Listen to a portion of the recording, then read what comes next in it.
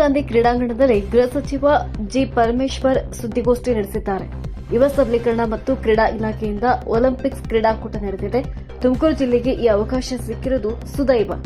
16ರಂದು 4 ಗಂಟೆಗೆ ಸಿಎಂ ಕ್ರೀಡಾಕೂಟ ಉದ್ಘಾಟನೆ ಮಾಡುತ್ತಾರೆ. ಡಿಸಿಎಂ ಡಿಕೆಶಿ ಅವರು ಕೂಡ ಬರುವ ಸಾಧ್ಯತೆ ಇದೆ. ಅವತ್ತು ಸಂಜೆ ಗುರುಕಿರಣ್ ಅವರ ಸಂಗೀತ ಸಂಜೆ ಕಾರ್ಯಕ್ರಮ ಇದೆ. ಸುಮಾರು 27 ಕ್ರೀಡೆಗಳು ನಡೆದಿವೆ. ಅದರಲ್ಲಿ ಸುಮಾರು 5 ಕ್ರೀಡೆಗಳು ಬೆಂಗಳೂರಿನಲ್ಲಿ ನಡೆಯುತ್ತದೆ. ಹಳೆಯ ಮಹಾತ್ಮ ಗಾಂಧೀಜಿ ಸ್ಟೇಡಿಯಂ ಡೆನಾಲಿಸ್ ಮಾಡಿ ಹೊಸದಾಗಿ ಕಟ್ಟಿದ್ದೇವೆ. ಕೇಂದ್ರದ ಸ್ಮಾರ್ಟ್ ಸಿಟಿ ಹಾಗೂ ರಾಜ್ಯದ ಹಣದಿಂದ ಇದು ಕಟ್ಟಲಾಗಿದೆ. ಕಂಠೀರವ ಸ್ಟೇಡಿಯಂಗಿಂತ ಚೆನ್ನಾಗಿದೆ ಎಂದು ಗೃಹ ಸಚಿವ ಡಾ ಜಿ ಪರಮೇಶ್ವರ್ ಹೇಳಿದ್ದಾರೆ. ನ್ಯೂಸ್ ಬ್ಯೂರೋ, ರಾಜಮುದ್ರಿ ನ್ಯೂಸ್, ಧ್ವನಿ ನಿಮ್ಮದು, ಜಾಲ ನಮ್ಮದು. ತುಮಕೂರು ಜಿಲ್ಲೆಗೆ ಈ ಕ್ರೀಡಾಕೂಟವನ್ನು ಕೊಟ್ಟಿದ್ದಕ್ಕಾಗಿ ತುಮಕೂರಿನ ಜನತೆಯ ಪರವಾಗಿ, ತುಮಕೂರಿನ ಕ್ರೀಡಾಭಿಮಾನಿಗಳು, ಕ್ರೀಡಾಪಟುಗಳು ಅವರ ಪರವಾಗಿ ನಾನು ಒಲಿಂಪಿಕ್ ಸಂಸ್ಥೆಗೆ ಕೃತಜ್ಞತೆಯನ್ನು ಸಲ್ಲಿಸ್ತೇನೆ. ಬಹುಶಃ ಈ ಅವಕಾಶ ತುಮಕೂರಿನ ಕ್ರೀಡಾಪಟುಗಳಿಗೆ ಸಿಗುವಂಥ ಅವಕಾಶ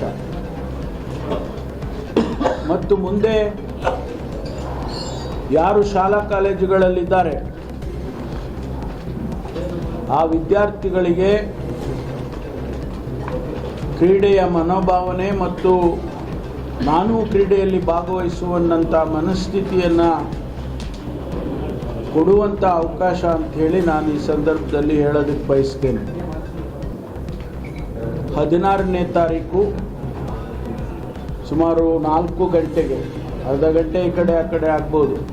ಆಮೇಲೆ ಅದಕ್ಕೂ ಯಾಕಪ್ಪ ಅಂತ ಅವತ್ತು ಹಂಗೆ ಹೇಳಿದ್ರಿ, ಇವತ್ತು ಹಿಂಗಾಯ್ತು ಅಂತ. ಮಾನ್ಯ ಮುಖ್ಯಮಂತ್ರಿಗಳು ಉದ್ಘಾಟನೆ ಮಾಡೋರಿದ್ದಾರೆ. ಅವರ ಜೊತೆಯಲ್ಲಿ ಉಪಮುಖ್ಯಮಂತ್ರಿಗಳು ಬರ್ತಕ್ಕಂಥದ್ದು ಕೂಡ ಸಾಧ್ಯತೆ ಇದೆ. ಯಾಕೆಂದರೆ ಅವರು ಬೇರೆ ಹೊರದೇಶಕ್ಕೆ ಹೋಗ್ತಕ್ಕಂಥ ಕಾರ್ಯಕ್ರಮ ಇರೋದರಿಂದ ಅವತ್ತೇ ಬರ್ಬೋದು ಅಥವಾ ನಂತರ ಬರ್ಬೋದು. ಅವರು ಉದ್ಘಾಟನೆ ಮಾಡಿ ಮತ್ತು ಆ ಸಂಜೆ ಗುರುಕಿರಣ್ ಅಂತಕ್ಕಂಥ ಒಬ್ಬ ಹೆಸರಾಂತ ಕಲಾವಿದರು ಅವರ ಕಾರ್ಯಕ್ರಮವನ್ನು ಕೂಡ ನಾವು ಹಮ್ಮಿಕೊಂಡಿದ್ದೇವೆ. ಇಡೀ ಜಿಲ್ಲೆಯ ವಿದ್ಯಾರ್ಥಿನಿಯರು, ಕ್ರೀಡಾಸಕ್ತರು, ಕ್ರೀಡಾಭಿಮಾನಿಗಳು, ಕ್ರೀಡಾಪಟುಗಳು ಎಲ್ಲರೂ ಕೂಡ ಭಾಗವಹಿಸ್ತಾರೆ. ಸುಮಾರು 27 ಕ್ರೀಡೆಗಳು ಈ ಒಂದು ಕ್ರೀಡಾಕೂಟದಲ್ಲಿ ನಡೆಯುತ್ತವೆ. ಅದರಲ್ಲಿ 5 ಕ್ರೀಡೆಗಳು ಬೆಂಗಳೂರಿನಲ್ಲಿ ನಡಿಬೇಕಾಗ್ತದೆ. ಕಾರಣ ಇಲ್ಲಿ ನಮಗೆ ಫೆಸಿಲಿಟೀಸು ಇಲ್ಲ ಅಂತೇಳಿ.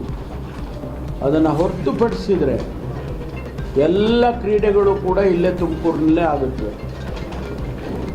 ಇದು ಒಂದು ಒಳ್ಳೆಯ ಅವಕಾಶ ನಮಗೆ ಅಂತೇಳಿ ನಾನು ಅಂದ್ಕೊಳ್ತೀನಿ. ಅಥ್ಲೆಟಿಕ್ಸ್ನಲ್ಲಿ ಇದೇ ಸ್ಟೇಡಿಯಮ್ಮಲ್ಲಿ, ಮಹಾತ್ಮ ಗಾಂಧಿ ಸ್ಟೇಡಿಯಂನಲ್ಲಿ ಎಲ್ಲ ಇವೆಂಟ್ಸು ಏನು ನಮ್ಮ ಅಥ್ಲೆಟಿಕ್ಸಿಗೆ ಕೊಟ್ಟಿರ್ತಕ್ಕಂಥ ಎಲ್ಲ ಇವೆಂಟ್ಸ್ಗಳು, ಸ್ಪ್ರಿಂಟ್ಸ್ ಇರ್ಬೋದು, ಲಾಂಗ್ ಡಿಸ್ಟೆನ್ಸ್ ಇರ್ಬೋದು, ಜಂಪ್ಸ್ ಇರ್ಬೋದು, ಥ್ರೋಸ್ ಇರ್ಬೋದು, ಒಲಿಂಪಿಕ್ಕಿಗೆ ಏನೆಲ್ಲ ಕ್ರೀಡೆಗಳನ್ನು ಅದರಲ್ಲಿ ನಮೂದಿಸಿದ್ದಾರೆ ಅವೆಲ್ಲವೂ ಕೂಡ ಇಲ್ಲೇ ಮಹಾತ್ಮ ಗಾಂಧಿ ಸ್ಟೇಡಿಯಂನಲ್ಲಿ ನಡೆಯುತ್ತವೆ. ಡೀಟೇಲ್ಸನ್ನು ನಾನು ಆನಂತರ ತಮ್ಮ ಹತ್ರ ಶೇರ್ ಮಾಡ್ತೀನಿ, ಪ್ರಿಂಟ್ ಮಾಡಿ ಕೊಡ್ತಾರೆ. ಎಲ್ಲೆಲ್ಲಿ ಏನೇನು ಇವೆಂಟ್ ಆಗುತ್ತೆ, ಎಷ್ಟು ಗಂಟೆಗಾಗುತ್ತೆ ಎಲ್ಲವನ್ನು ಕೂಡ ನಿಮಗೆ ಒಂದು ಡಾಕೆಟ್ ಮಾಡಿ ನಿಮಗೆ ಕೊಡ್ತೀವಿ. ಅದರಂತೆ ನಡೆಯುತ್ತೆ.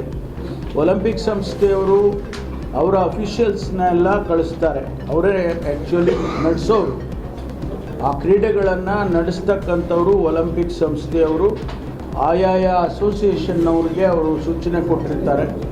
ಅವರು ಉದಾಹರಣೆಗೆ ಖೋಖೋ ಇರ್ಬೋದು, ಕಬಡ್ಡಿ ಇರ್ಬೋದು, ಆ ಒಂದು ಅಸೋಸಿಯೇಷನ್ ರಾಜ್ಯ ಮಟ್ಟದ್ದೇನಿದೆ ಅವರು ಅದನ್ನು ನಡೆಸಿಕೊಡ್ತಾರೆ. ಇದು ಸಂಕ್ಷಿಪ್ತವಾಗಿ ಹೇಳಿದ್ದೇನೆ. ಮಿಕ್ಕಿದೆಲ್ಲ ನಮ್ಮ ಒಲಿಂಪಿಕ್ ಅಧ್ಯಕ್ಷರು ಹೇಳ್ತಾರೆ. ಅದಕ್ಕೆ ಮುಂಚೆ ಒಂದು ವಿಷಯವನ್ನು ಪ್ರಸ್ತಾಪ ಮಾಡಲೇಬೇಕಾದಂಥದ್ದು. ಮಹಾತ್ಮ ಗಾಂಧೀಜಿ ಸ್ಟೇಡಿಯಂ ಏನಿದೆ ಇದನ್ನು ನಾವು ಹಿಂದೆ ಇದ್ದದ್ದನ್ನು ಎಲ್ಲ ತೆಗೆದು ಹೊಸದಾಗಿ ನಾವು ಮಹಾತ್ಮ ಗಾಂಧಿ ಸ್ಟೇಡಿಯಮನ್ನು ಕಟ್ಟಿದ್ದೇವೆ.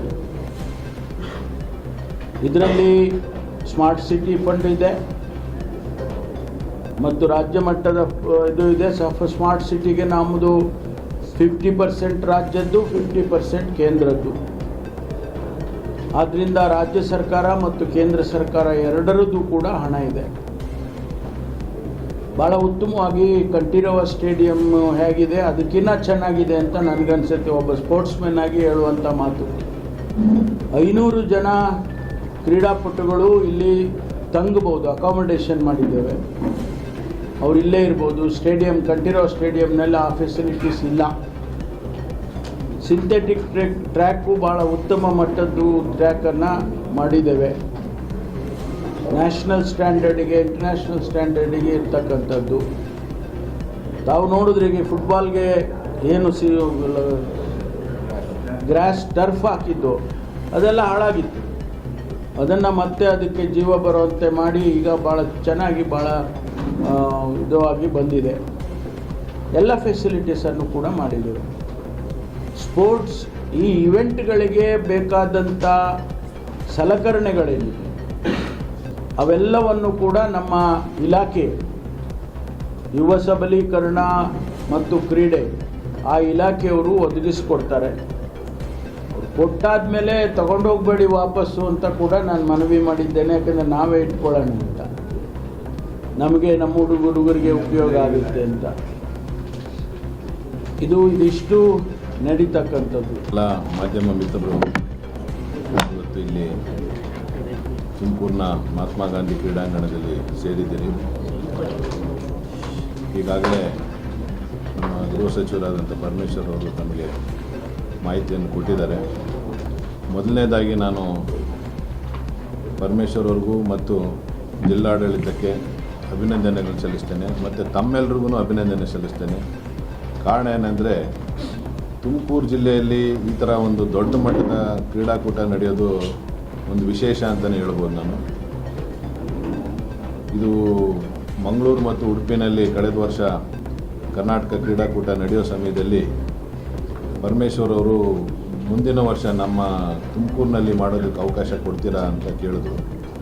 ನಾನು ಭಾಳ ಸಂತೋಷದಿಂದ ಖಂಡಿತ ಮಾಡ್ಬೋದು, ತುಮಕೂರಿನಲ್ಲಿ ಎಲ್ಲ ವ್ಯವಸ್ಥೆ ಇದೆ ಮಾಡೋದಕ್ಕೆ, ಹಾಗೂ ಪ್ರತಿಯೊಂದು ಜಿಲ್ಲೆಯಲ್ಲಿ ಪ್ರತಿಯೊಂದು ವರ್ಷ ಮಾಡಬೇಕು ಅಂತೇಳಿ ಈಗಾಗಲೇ ಮುಖ್ಯಮಂತ್ರಿಗಳ ಜೊತೆ ಚರ್ಚೆ ಮಾಡಿ ಮುಖ್ಯಮಂತ್ರಿಗಳು ಇದಕ್ಕೆ ಅನುಮೋದನೆಯನ್ನು ಕೊಟ್ಟಿದ್ದಾರೆ. ಇದರಲ್ಲಿ ಮಿನಿ ಒಲಿಂಪಿಕ್ ಕ್ರೀಡಾಕೂಟ ಅಂತೇಳಿ, ಮಿನಿ ಕ್ರೀಡಾಕೂಟ ಅಂತೇಳಿ ಪ್ರತಿ ವರ್ಷ ಈಗ 4ನೇ ಆವೃತ್ತಿ ಆಯಿತು, 5ನೇದು ಮಾಡ್ತೀವಿ ಬರೋ ವರ್ಷ. ಅದು 14 ವರ್ಷದೊಳಗಡೆ ಇರೋರಿಗೆ. ಇದು ಹಿರಿಯರ ಕ್ರೀಡಾಕೂಟ. ಈ ಕ್ರೀಡಾಕೂಟಗಳಿಂದ ಏನಾಗ್ತದೆ, ಒಂದು ಜಿಲ್ಲೆಯಲ್ಲಿ ಇರುವಂಥ ಎಲ್ಲ ಕ್ರೀಡಾಭಿಮಾನಿಗಳು, ವಿದ್ಯಾರ್ಥಿಗಳು, ಕ್ರೀಡೆಗೆ ಆಸಕ್ತಿ ತೋರೋರು, ಮುಖ್ಯವಾಗಿ ನನ್ನ ಉದ್ದೇಶ ಏನಂದರೆ ಈ ಡ್ರಗ್ಸು ಇದಕ್ಕೆ ಅಟ್ರ್ಯಾಕ್ಟ್ ಆಗದಿರೋ ಸ್ಪೋರ್ಟ್ಸಲ್ಲಿ ಬರಲಿ ಅನ್ನೋದು ಮೇನ್ ಉದ್ದೇಶ. ಈ ಕ್ರೀಡಾಕೂಟಗಳು ನಡೆಯೋದ್ರಿಂದ ಈ ವಿದ್ಯಾರ್ಥಿಗಳು ಕ್ರೀಡೆ ಆಡೋದಕ್ಕೆ ಸ್ಟಾರ್ಟ್ ಮಾಡ್ತಾರೆ. ಇದು ನನ್ನ ಅನುಭವ. ಆವಾಗ ಏನಾಗ್ತದೆ, ಅವರ ಕಾಲೇಜು ಸ್ಕೂಲ್ಗೆ ಹೋಗ್ತಾರೆ, ಬರ್ತಾರೆ, ಸಂಜೆ ಆದ ತಕ್ಷಣ ಆಟಕ್ಕೆ ಹೋಗ್ತಾರೆ, ಟಯರ್ಡ್ ಆಗಿರ್ತಾರೆ, ಬಂದು ಅವರ ತಾಯಿ ಹತ್ರ ಊಟ ಮಾಡ್ತಾರೆ, ಚೆನ್ನಾಗಿ ನಿದ್ದೆ ಮಾಡ್ತಾರೆ. ಆ ಒಂದು ಕಾನ್ಸೆಪ್ಟ್ ಇರಲಿ. ಕ್ರೀಡೆಯಲ್ಲಿದ್ದರೆ ಯಾವುದೇ ಒಂದು ದೇಶದ ಪ್ರಜೆ ಕೆಟ್ಟೋಗೋದಿಲ್ಲ ಅನ್ನೋದು ನನ್ನೊಂದು ಉದ್ದೇಶ. ನಾನು ಇದನ್ನು ಒಂದು 30-35 ವರ್ಷದಿಂದ ಇದನ್ನು ಮಾಡ್ತಾನೆ ಬಂದಿದ್ದೀನಿ, ನೋಡ್ತಾನೂ ಇದ್ದೀನಿ. ಎಲ್ಲಿ ಸಾಧ್ಯ ಇದೆಯೋ ಅಲ್ಲೆಲ್ಲನೂ ನಾನು ಕ್ರೀಡಾಂಗಣಗಳನ್ನ ಮಾಡೋದಕ್ಕೆ ಪ್ರಯತ್ನ ಮಾಡಿದ್ದೀನಿ. ಬೆಂಗಳೂರು ನಗರದಲ್ಲಿ ಅದರಲ್ಲಿ ಎಸ್ಪೆಷಲಿ ಯಾವ್ಯಾವ ಏರಿಯಾದಲ್ಲಿ ಏನೇನು ಮಾಡ್ಬೋದು ಅದನ್ನೆಲ್ಲದಕ್ಕೂ ನಾನು ಮೇಯರ್ ಇರ್ಬೋದು, ಕಮಿಷನರ್ ಇರ್ಬೋದು, ಅವ್ರ ಜೊತೆ ಸಂಪರ್ಕ ಮಾಡಿ ಈ ಕ್ರೀಡೆಯ ವ್ಯವಸ್ಥೆಗೆ ಒಂದು ದಾರಿ ತೋರಿಸ್ಬೇಕು ಅಂತೇಳಿ, ಮಕ್ಕಳು ಹಾಳಾಗಬಾರ್ದು ಅನ್ನೋದು ಮೇನ್ ಉದ್ದೇಶ ಇದು. ಜೊತೆಗೆ ನಮಗೆ ಒಲಿಂಪಿಕ್ಸ್ಗೆ, ಏಷ್ಯನ್ ಗೇಮ್ಸ್ಗೆ, ಕಾಮನ್ವೆಲ್ತ್ ಗೇಮ್ಸ್ಗೆ ಪ್ರಾಡಕ್ಟ್ಸ್ ತಯಾರು ಮಾಡಬೇಕಾದ್ರೆ ಇಂಥ ಕ್ರೀಡಾಕೂಟಗಳು ನಡೀಲೇಬೇಕು. ನಡೆದಾಗಲೇ ಹೊಸ ಹೊಸ ಮುಖಗಳು ಮೇಲೆ ಬರೋದು. ಆವಾಗ ಏನಾಗ್ತದೆ, ಈಗ 5,000 ಜನ ಇವಾಗ ಇದರಲ್ಲಿ ಪಾರ್ಟಿಸಿಪೇಟ್ ಮಾಡಿದ್ರೆ ನಮಗೊಂದು 500 ಜನ ಮುಂದೆ ನಮ್ಮ ರಾಜ್ಯಕ್ಕೆ, ರಾಷ್ಟ್ರಕ್ಕೆ ಭಾಗವಹಿಸೋದಕ್ಕೆ ಅನುಕೂಲ ಆಗ್ತದೆ. ಅವ್ರಿಗೆ ತರಬೇತಿ ಕೊಡೋದಕ್ಕೆ ಅನುಕೂಲ ಆಗ್ತದೆ. ಅವ್ರನ್ನ ಸೆಲೆಕ್ಟ್ ಮಾಡಿ ಇದ್ರ ಜೊತೆಗೆ ಈಗ ಬರೋ ವರ್ಷದಿಂದ ಇದಕ್ಕೆ ಇನ್ನೊಂದು ಮಾಡ್ತಾಯಿದ್ದೀನಿ ಸರ್, ಟ್ಯಾಲೆಂಟ್ ರಿಸರ್ಚ್ ಅಂತ. ಯಾವುದೇ ಒಂದು ಕ್ರೀಡಾಕೂಟ ಆದರೆ ಇಂಥದ್ದು ಅದಕ್ಕೊಂದು ಕಮಿಟಿ ಮಾಡ್ತೀವಿ, ಒಂದು 10-12 ಜನದ್ದು. ಅವರೆಲ್ಲನೂ ಒಲಿಂಪಿಯನ್ಸು, ಅರ್ಜುನ ಅವಾರ್ಡಿಸ್ ಇರ್ತಾರೆ ಈ ಕಮಿಟಿನಲ್ಲಿ. ಅವರು ಈ ಎಲ್ಲ ಕ್ರೀಡಾಕೂಟಗಳು ಬರ್ತಾರೆ, ಟ್ಯಾಲೆಂಟ್ಸ್ನ ಹುಡುಕಿ ಅವರು ಹೆಸರುಗಳು ಕೊಡ್ತಾರೆ. ಅದನ್ನು ಇಲಾಖೆ ಮುಖಾಂತರ ಮತ್ತು ಸರ್ಕಾರದ ಮುಖಾಂತರ ಅವ್ರಿಗೆ ಟ್ರೈನಿಂಗ್ ಕೊಡುವಂಥ ಕಾರ್ಯಕ್ರಮನ ಮಾಡ್ತೀವಿ. ಮತ್ತು ಅವರ ವಿದ್ಯಾಭ್ಯಾಸಕ್ಕೂ ಅವ್ರಿಗೆ ಏನೇನು ಬೇಕೋ ಎಲ್ಲ ಸೌಕರ್ಯಗಳು ಕೊಡೋದಕ್ಕೆ ನಾನು ಈಗಾಗಲೇ ಮುಖ್ಯಮಂತ್ರಿಗಳ ಜೊತೆ ಚರ್ಚೆ ಮಾಡಿದ್ದೀನಿ. ಅವರು ಇದಕ್ಕೆಲ್ಲನೂ ನೀನೇನೇ ಮಾಡು, ನಾನು ಕ್ರೀಡೆಗೆ ಸಪೋರ್ಟ್ ಮಾಡ್ತೀನಿ ಅನ್ನೋ ಒಂದು ಆಶ್ವಾಸನೆಯನ್ನು ಕೊಟ್ಟಿದ್ದಾರೆ.